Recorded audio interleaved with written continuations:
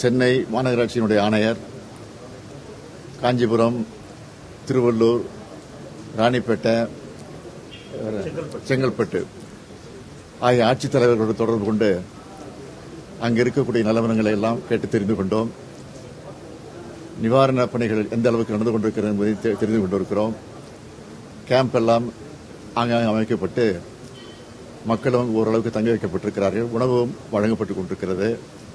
ஆக இன்று இரவு நிச்சயமாக கடுமையான மழை பெய்யும் என்கிற காரணத்தால் முழுமையான நிவாரண நடவடிக்கை ஈடுபட வேண்டும் என்று நாங்கள் கேட்டிருக்கிறோம்.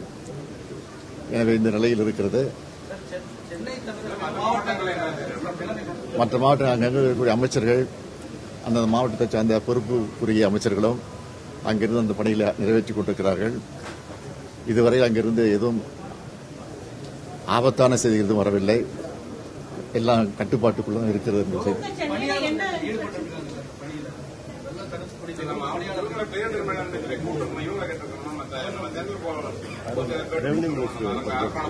வருவாய்த்துறை அமைச்சர் நீட்டாக சொல்லுவார்.